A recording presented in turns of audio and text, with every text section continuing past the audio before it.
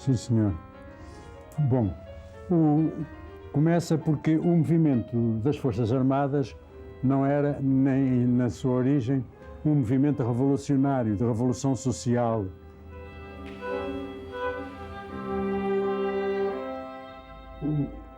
Era revolucionário no sentido de pôr fim ao fascismo, mas não era revolucionário no sentido de uma revolução social, etc.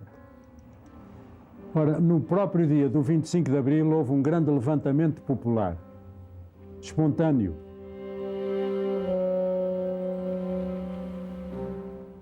Esse levantamento popular exerceu uma grande influência nos militares do movimento das Forças Armadas e no país. E esboçou-se, desenhou-se a Aliança Povo-MFA, a Aliança Povo-Movimento das Forças Armadas. Foi graças a esse levantamento popular que os militares de esquerda, o movimento das Forças Armadas tinha militares que iam desde a esquerda até à direita, mas que eram antifascistas, queriam acabar com o fascismo, queriam acabar, enfim, com a guerra colonial, etc. Mas tinha gente desde a esquerda à direita. E foi essa grande movimentação popular, essa explosão que houve, não é? Uma panela de pressão que explode, que deu força aos militares mais identificados com as aspirações populares e nacionais a terem o domínio das relações de força dentro do MFA. Porque ainda no tempo da Junta de Salvação Nacional, 2 semanas depois talvez, ou coisa assim, o próprio general Spínola reuniu os oficiais do movimento ali na Ajuda, na Tapada da Ajuda, no Instituto de Altos Estudos Militar, de Defesa Nacional, e disse-lhes assim: meus amigos, o movimento das Forças Armadas cumpriu a sua missão, agora vamos regressar aos quartéis. Mas aquela explosão que tinha havido no nosso país também, de certa maneira, havia dentro da tropa, contra a antiga hierarquia, etc. e tudo isso. Portanto, foi essa grande explosão popular que deu força aos elementos da esquerda, digamos, a que eu pertencia e outros camaradas do movimento das Forças Armadas, a poderem dominar a correlação de forças dentro do movimento das Forças Armadas. Porque o general Spínola tinha muita força, até porque era uma figura institucional, era o Presidente da República, etc. E, por outro lado, essa movimentação popular deu também elan e entusiasmo a militares que não eram, digamos, tão revolucionários, suponhamos, como eu seria, não é? Mas eu naquele tempo nem pensava que a gente pudesse caminhar para uma revolução. No antes do 25 de Abril não pensava isso. Já ficava satisfeito que houvesse aqui uma Constituição livremente escolhida, que houvesse democracia em Portugal, etc. Foi a própria dinâmica do processo que desenvolveu que levou àquelas conquistas da Revolução, etc. E nessa dinâmica houve muitos militares que eram mais moderados que também foram conquistados por essa dinâmica. E, por outro lado, houve militares que ambicionavam estar na crista da onda, na frente, numa frente de destaque, etc. Isso também os fez tomar posições. Tudo isso contribuiu para que nós tivéssemos uma determinada força. A Revolução foi-se desenvolvendo. A Revolução não é um processo simples nem fácil. No fundo, uma Revolução é um processo cheio de agitação, com muita desordem. O que é preciso é ter a cabeça fria para saber entender no meio daquilo que aparentemente pode até ser confuso. É preciso ter a cabeça fria e aceitar aquelas reivindicações populares, etc., e compreendê-las e a sua origem e tudo. Porque havia também gente que se assustava com as reivindicações da população. E, por outro lado, dado o grau de consciencialização da nossa população, havia muita reivindicação que era extremista, que não era possível de ser realizada. Havia gente que queria o céu de um dia para o outro. E nós não podíamos criar essa situação, nem tínhamos meios para o fazer. Quer dizer, e isso estava muito ligado à consciência política. Aqueles que eram mais conscientes politicamente percebiam que isto tinha que ir enfim, com mais moderação ou com menos exigência reivindicativa. Mas havia outros que não. E havia também o papel da coisa das forças, já. Para além do papel das forças extremistas, havia o papel das forças da reação. Porque eu não sei se os senhores sabem que 3 dias depois do movimento das Forças Armadas, 3 ou 4 dias depois do movimento, o Vernon Walters, que é aquele gajo que era o subdiretor da CIA, passou aqui por Portugal incógnito, depois fez uma reunião em Bruxelas com representantes da comunidade portuguesa, e ali desenhou o papel a fazer pela reação no nosso país logo a seguir. Foram 3 ou 4 dias depois do 25 de Abril.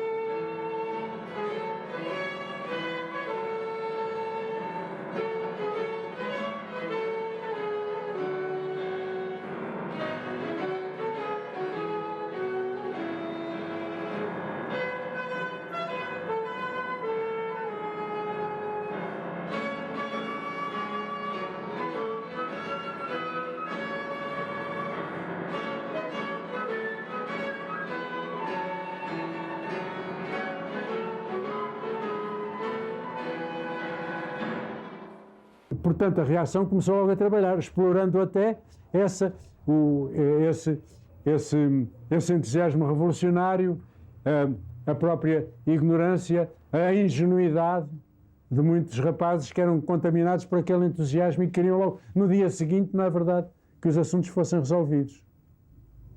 Tudo isso criou graves complicações, mas, entretanto, o movimento das Forças Armadas a esquerda do movimento das Forças Armadas foi dominando as questões. Isto levou à demissão do Spínola. Na demissão do Spínola estão profundamente ligadas as questões da descolonização, porque a descolonização foi muito prejudicada desde o início pela figura do próprio general Spínola. Não só pelos nossos erros, nós não fizemos um cessar-fogo imediato.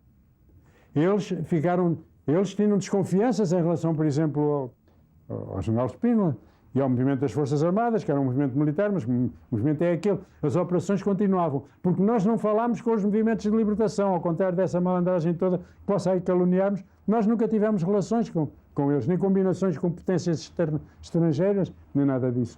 E, portanto, os próprios movimentos, por exemplo, em Moçambique, o movimento de libertação intensificou as operações contra o exército português e tivemos muitas baixas em Moçambique depois do 25 de Abril. E como é que nós podíamos exigir aos nossos militares que se batessem depois do 25 de Abril, se tivessem aqui sido derrubado o fascismo? Tudo isto teve graves implicações no seio do próprio movimento das Forças Armadas. Nas nossas discussões, eu posso dizer que até à admissão do Spínola, o meu principal papel dentro do movimento das Forças Armadas foram as discussões com o Spínola e conseguir fazer que os nossos pontos de vista valessem. Eu e outros camaradas meus, e pessoas até da Junta. Mas quer dizer, o meu principal papel, até à admissão do Spínola, foram precisamente os afrontamentos com o Spínola.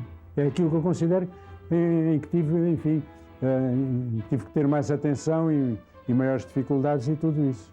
Isto tudo prejudicou o processo.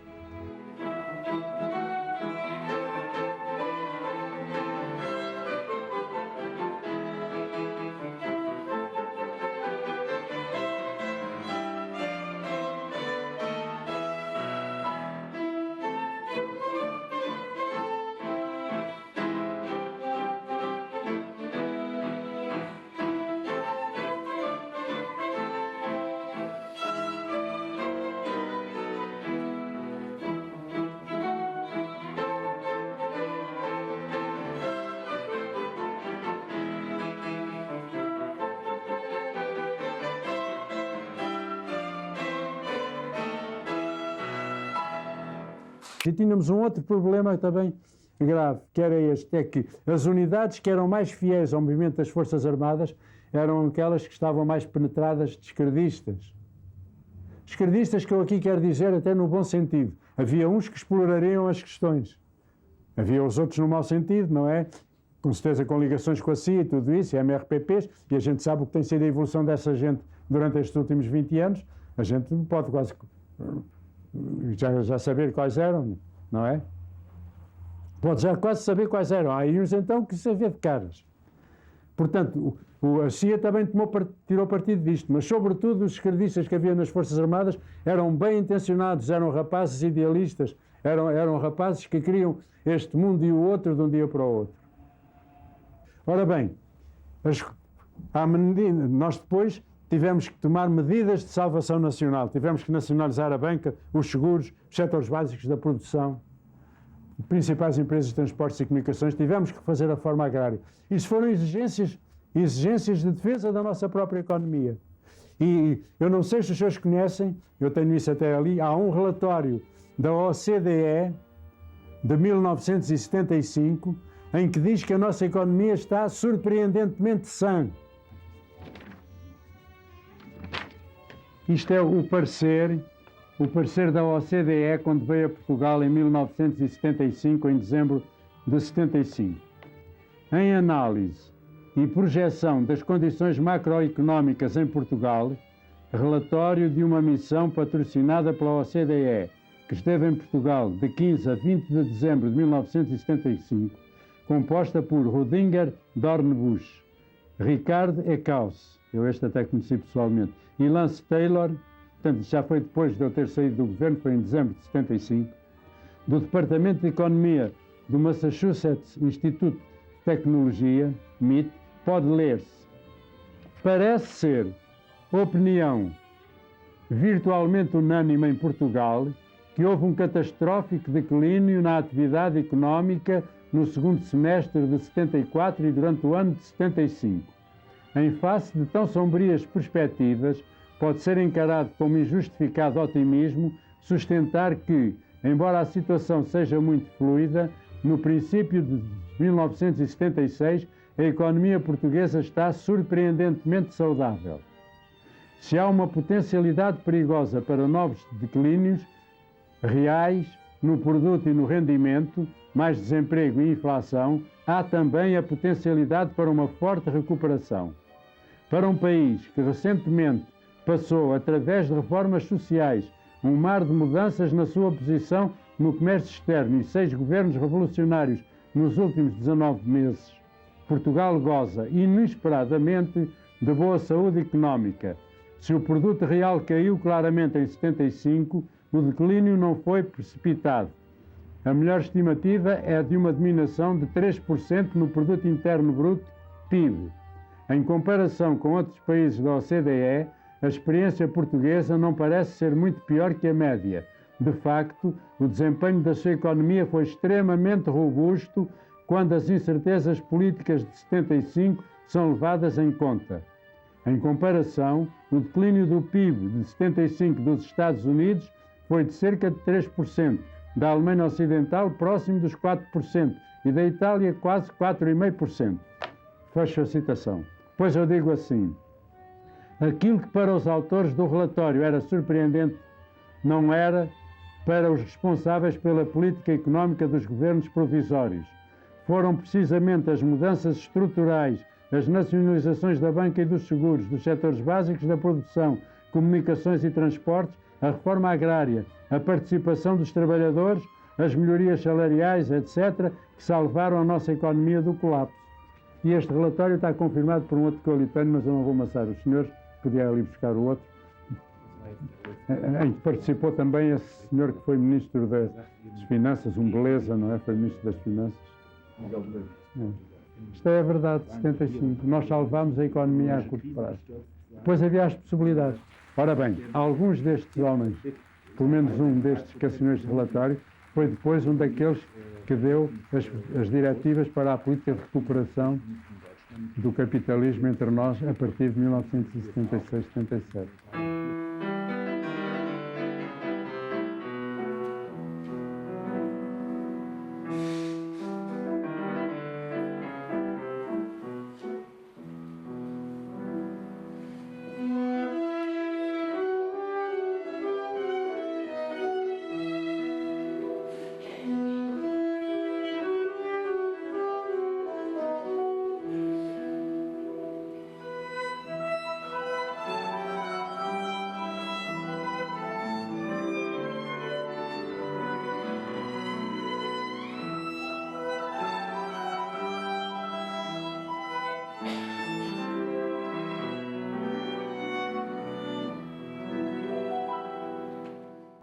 a população portuguesa no campo, a população portuguesa era sobretudo uma população camponesa, não é?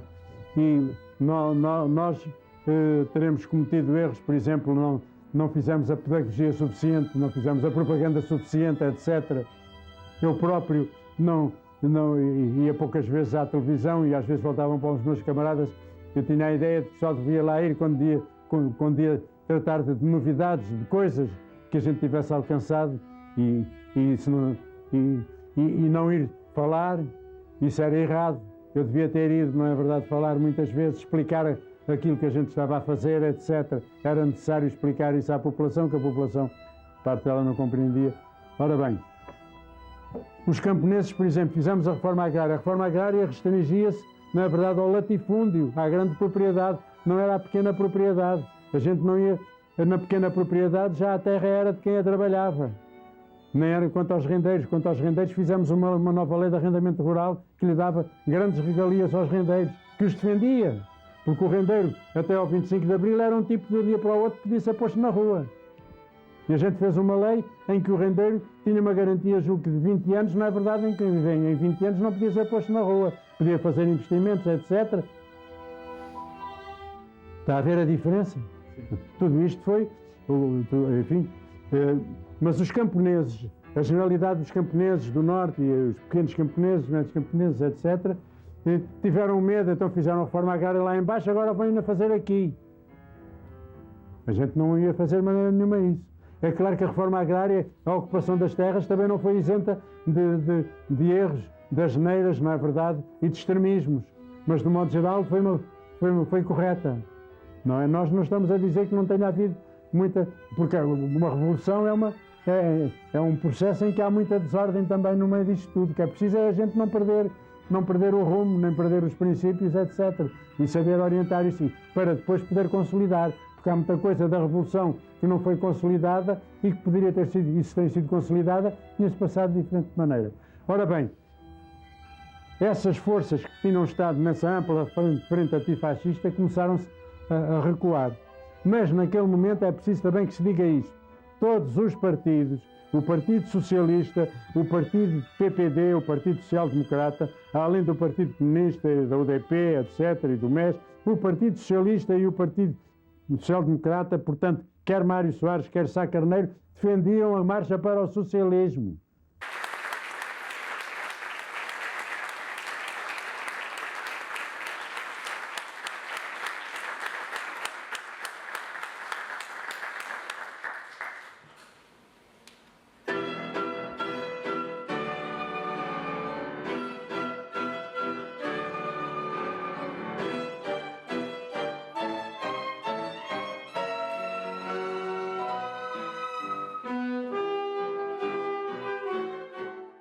E estávamos a procurar pôr o crédito barato. Pôr o crédito barato. Eu não sei se os senhores sabem, quando fizemos uma reforma do crédito rural, bastava, exigia-se das pessoas apenas o bilhete de identidade. Não precisavam lá de hipotecas e coisas assim do género. Ora bem, as pessoas, a pequena empresa, a média empresa, aqueles que não pertenciam aos grupos económicos fortes, ficavam melhor com uma empresa, com uma banca nacionalizada. Nos seguros a mesma coisa. E nós estamos hoje a ver as consequências todas da privatização. É só ver as consequências atuais da privatização, da política neoliberal, etc. Toda essa política, na verdade, conduziu ao neoliberalismo. Ora bem, as pessoas começaram a recuar nesses apoios. Não é? E começaram-nos a acusar o MFA de ser comunista, etc. E o anticomunismo funcionou também. Bem, e os meios de comunicação social, etc. E o anticomunismo funcionou, sem dúvida nenhuma, que tinha raízes entre nós. É claro que os comunistas queriam o poder, mas também os socialistas queriam o poder, o PPD queria o poder, todos queriam o poder. Mas as forças, o potencial militar estava na mão das Forças Armadas. Nós é que tínhamos as Forças Armadas. Mas nós também não éramos um governo agradável aos americanos, nem a isto, nem a aquilo outro. Não é verdade? Eu, quando tive uma reunião com os tipos na NATO, os gajos só me falavam no problema, não é verdade, dos comunistas estarem no poder. E eu respondia que, sim senhor, eles estão no poder porque eles foram antifascistas, como os outros, etc., têm o mesmo direito de estar no poder, etc. Simplesmente, as Forças Armadas é que têm a força militar. Não são eles que têm a força militar, somos nós. Depois temos outra coisa que não podemos esquecer, a influência enorme da Igreja Católica no nosso país. Houve zonas em que o MFA não penetrou. A Igreja Católica também influenciou no nosso país. Faziam comícios todos os dias, etc. Por exemplo, nós fazíamos campanhas de dinamização cultural. As campanhas de dinamização cultural iam a um local. Nós procuravam reunir as pessoas, instruir, enfim, não iam lá fazer demagogia, nem iam procurar arranjar votos, nem nada. As campanhas dirigiam-se desta povoação para outra povoação e ainda para outra. Quando regressavam, a primeira população já tinha as ideias todas mudadas, porque eu não penso que o neoliberalismo seja o fim da história. Eu penso que a alternativa está no caminho em que a gente queria seguir, não é verdade? Agora, como chegar lá, etc., a esquerda hoje está numa posição de grande impasse, de dúvidas, de divisão, depois frustração mesmo entre os meios intelectuais, entre os técnicos, entre os científicos, etc. Tudo isso. Portanto, hoje é um momento de resistência, mas deve ser um momento de não conformismo. Eu penso que a via da libertação do homem para o futuro só pode ser a da superação do capitalismo, porque hoje, a vida que hoje vivemos, o neoliberalismo, cada vez melhor atesta a existência da luta de classes. O senhor não vê qualquer... Pode-se dizer que todas as leis que são aprovadas no nosso Parlamento, as medidas governamentais, etc., têm todas um caráter de classe. Por exemplo, a reforma da Segurança Social não tem um caráter de classe. A reforma fiscal não tem um caráter de classe. As reformas das leis eleitorais que eles pretendem agora fazer não têm um caráter de classe. Não pretendem criar uma bipolarização, afastar os outros partidos mais pequenos, nomeadamente aqueles que lhes faz mais força, coerentemente, que é o Partido Comunista, etc. Tudo isto tem de ser visto. Se não tivermos um ponto de vista assente, na verdade, na existência de classes sociais, na luta, na exploração do homem, na opressão, etc., nós não podemos compreender estes processos, que evidentemente não se resumem só a isso. Têm outras componentes. Os processos não se resume só à luta de classe estrita, há outras componentes, e há os fatores psicológicos, e há a formação do homem, e há a natureza do homem. Quer dizer, isto é uma realidade multímoda, muito facetada, muito complicada. Nós, até por experiência, arranjamos o campo político, por facilidade de entendimento, e etc. É o campo político, o campo económico, o campo social, o campo cultural, o campo religioso, etc. Mas tudo isto é interativo, tudo isto existe, tudo isto atua reciprocamente, mutuamente, não é? Ora bem, nós podemos resumir dizendo que não tivemos condições para a consolidação da Revolução. Contudo, o impulso foi tão grande que a Constituição é uma Constituição progressista. A Constituição portuguesa consagrou todas as conquistas feitas nos tempos em que eu estive como Primeiro-Ministro.